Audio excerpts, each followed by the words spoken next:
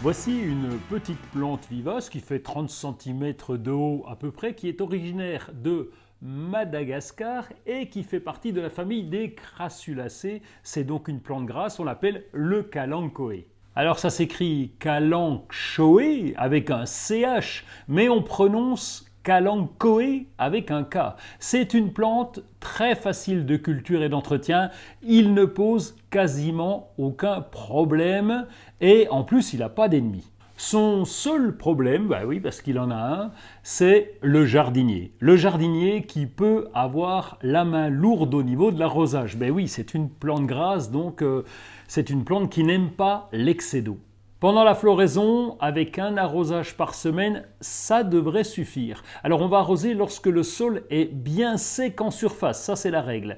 En dehors des périodes de floraison, avec un arrosage tous les 15 jours, c'est largement suffisant. Et en hiver, 1 à 2 arrosages par mois, on va dire plutôt 1, ça devrait suffire.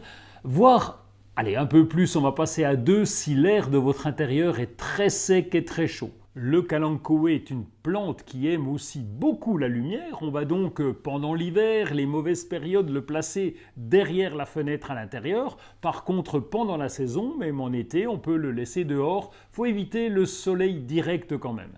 On peut garder la plante en pot ou alors en jardinière. Mais attention de ne pas les laisser apporter des enfants, des animaux domestiques, la jardinière ou le pot. Pourquoi ? Parce que les feuilles sont légèrement toxiques. Alors si on venait à les ingérer, bien sûr. L'entretien est assez simple, hormis bien sûr l'arrosage qu'on doit bien surveiller. On peut supprimer les fleurs fanées au fur et à mesure de leur apparition. Alors ce geste n'est pas indispensable, mais ça permet de stimuler l'apparition de nouvelles fleurs. On va rempoter le kalanchoe après la floraison. En général, ça tombe à peu près au printemps. On rempote le kalanchoe, c'est un peu comme les autres plantes d'intérieur, dans un pot d'un diamètre légèrement plus grand. Alors en remplaçant régulièrement, environ tous les 2 ans, ça permet de prolonger la durée de vie de votre kalanchoe. Les feuilles des plantes grasses, comme ici, sont chargées en eau. Si elles s'affaissent, c'est qu'elles ont besoin d'être arrosées. Mais comme nous l'avons dit, c'est plutôt l'excès d'eau qui peut poser des problèmes. On a l'habitude de voir les fleurs des kalanchoe rouges ou roses, mais vous savez qu'il en existe beaucoup d'autres.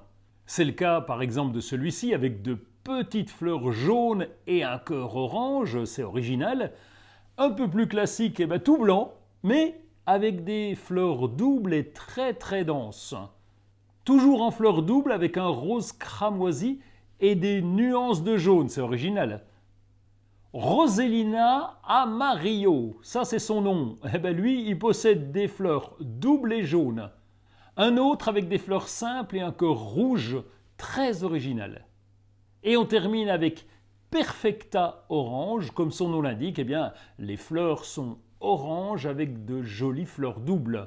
On a longtemps considéré le kalanchoe comme une plante un peu démodée, et pourtant elle est présente dans les jardineries depuis bien longtemps et son succès est toujours aussi important, en particulier avec ses nouvelles variétés.